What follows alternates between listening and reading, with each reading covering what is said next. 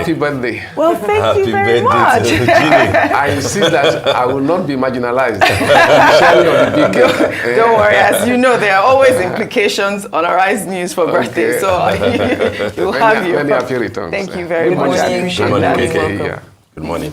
All right, we start off with this day newspaper with the review. The lead story here says, ahead of transition in 35 days, Tinubu returns home to confront challenges of zoning of National Assembly leadership, formation of cabinet, petrol subsidy, social cohesion, healing process, and tribunal cases.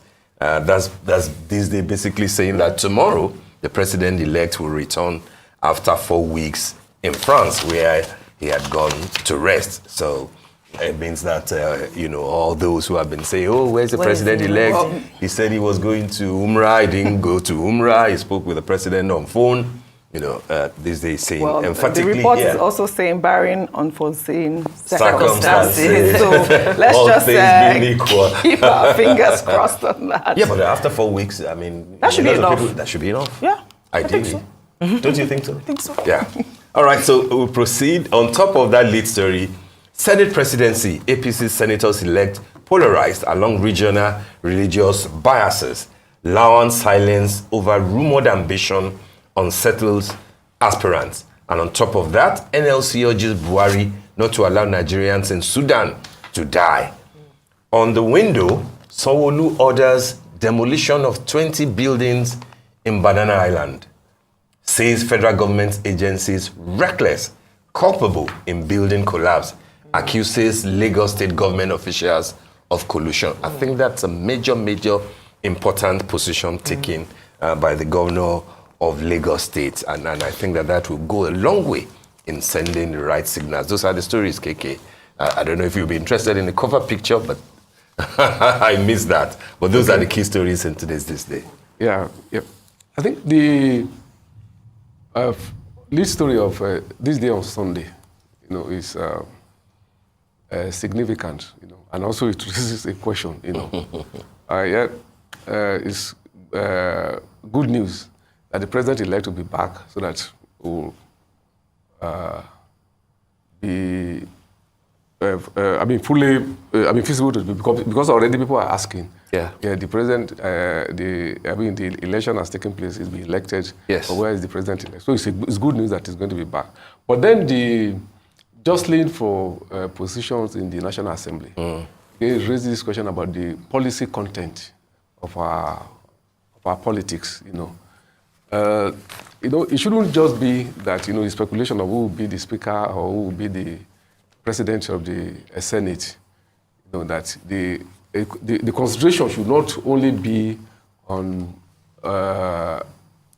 based on geopolitical calculation, whether it's north or south, Christian or Muslim.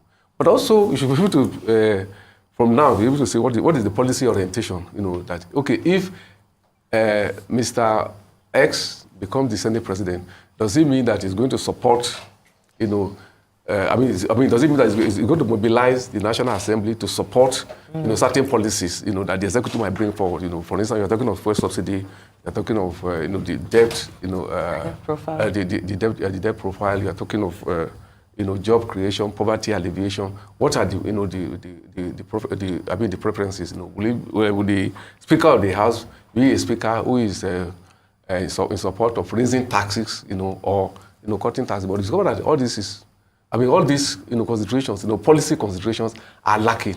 All we just talk about is whether the president of the Senate is going to be from the north or from the south, or whether Christian or Muslim, and the same thing, the speaker. So I think there's need to elevate, the quality, of the discourse, politics, and also increase the policy content, the policy that we play.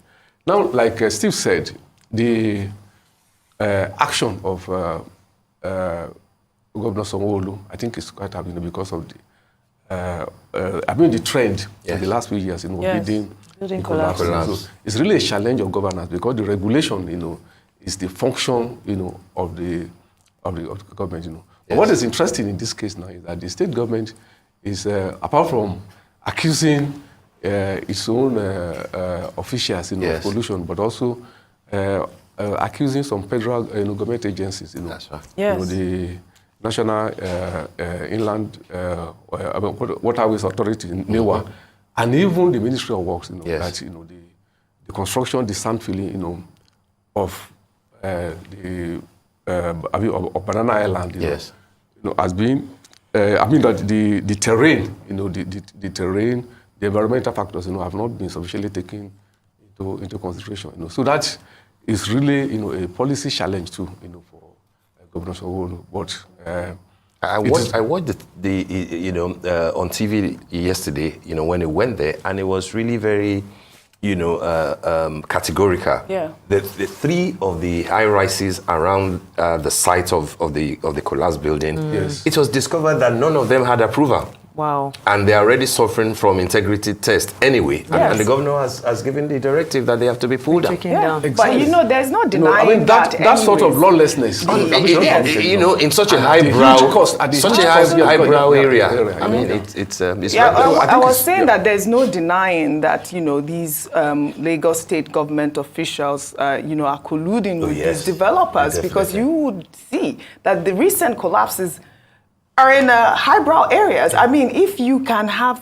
those type of buildings collapse, I mean, what else is there? on Gerard, in Banana Island, that's yeah. scary. Well, kudos again Yeah. to the governor for actually, And saying it should that keep as it well. up. Yeah. Keep it up, yeah. No sacred cows when it comes to people endangering lives of citizens. Absolutely. Okay, All right, should we go to this day style? Yeah, let's move over to this day Yeah. style. The cover picture there is Marjorie Chuba Okadigbo. She talked about empowering women in energy. She is the first female NNPC chairman. She's breaking new grounds and paving the way for more women to take on leadership roles in the oil and gas industry. She spoke with This Day's Style executive editor, Konye Nwagbo. And, they also talked about creating a voice for other women in the male-dominated oil sector and the strategies that should be in place to address the underrepresentation of women in leadership position in the country. I mean, in the industry as well. I think another thing that is important, which I think, did you read that on This Day? Which one? We see that we don't have the actual physical copy of This Day's Style. I believe that they are trying to promote the website. That's so we right. can see an e-copy, so the copy, the of the e-copy of This it. Day's Style Okay, that's on right. www.thisdaylive.com. Thisdaylive.com. I mean, I think that would be a good read. It can easily for be you and I, accessed, yeah. Shaitan. Yeah. Absolutely. Yeah. Yes. Would you like to comment on Marjorie? Yes, I think the theme of Mrs. Okadigbo's interview is a very important one, trying to promote, gender equity, in the industry.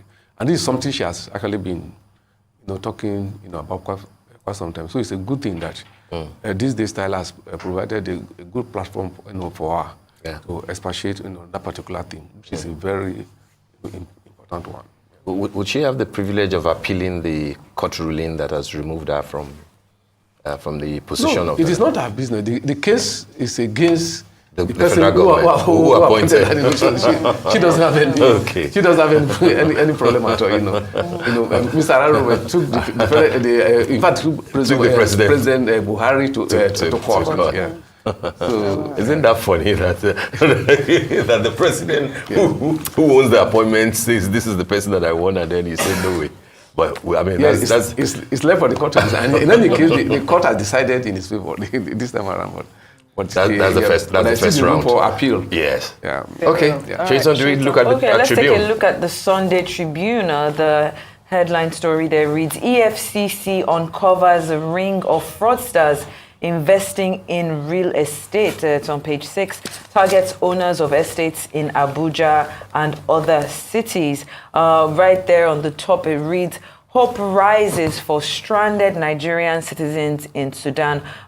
Full read on there on page 4. NEMA is assuring Nigerians who are stranded in Sudan of safe evacuation. However, peace not yet in sight as warlords vow to fight to the finish. I mean, this is the story that has been going on with everything that's happening in Sudan. There was supposed to be tragic, a 72-hour ceasefire, but unfortunately that has not been the case. But it's looking like there's hope for Nigerian citizens in Sudan. Maybe they'll be brought back into Nigeria.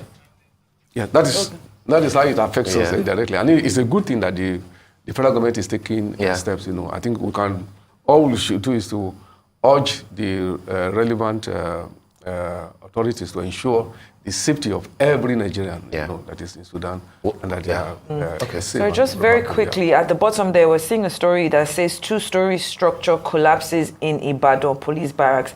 And I just picked that because, we're talking about everything that's been happening with the collapsed buildings in Ikoyi. That's right. So, there should be an investigation into what has happened in Ikoyi and the highbrow areas. But the lowbrow areas themselves should not be ignored, because even there's also corruption. That's for your state governor to deal with. But I wanted to make a comment about the EFCC uncovering thing. This is a big issue. But one thing that the EFCC should also look into is the growing rate of fraud on the internet, on social media, for people who are buying foodstuffs, and edibles through this thing. So many of them, many big, low, medium people complaining now. You pay, you see what you want to buy, you pay, and then you never receive it, and then they cut you off. It's a major thing. Well, no, I believe we have about a minute left. Steve, if you can actually just read through. Punch essentially is saying that on Sudan conflict, federal government raises evacuation panel as trapped Nigerians knock government. Students, parents call for urgent rescue.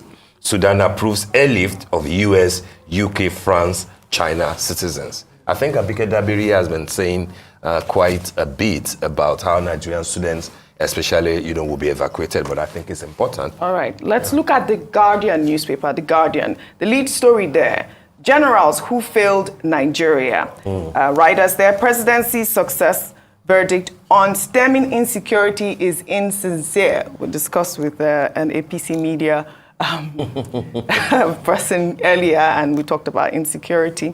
Well, that's what experts are saying, that the president is insincere on his verdict on stemming insecurity. And another writer there insists on value on lives, property has been at lowest. Advise incoming governor on addressing security lapses. We don't have much time, Mr. Kayode. 30 seconds, thoughts? If you can wrap up. Yeah. 30 seconds. Yeah, just to underline what you said about the collapsed building, that beneath all this is failure of regulation. And that the focus of government should not just only be in the eyebrow areas, but also in the the high density areas, where poor people actually reside, and where this recklessness, the lawlessness, prevail. All right. Well, thank you very much, KK, and happy birthday one more time to our engineer. Thank you.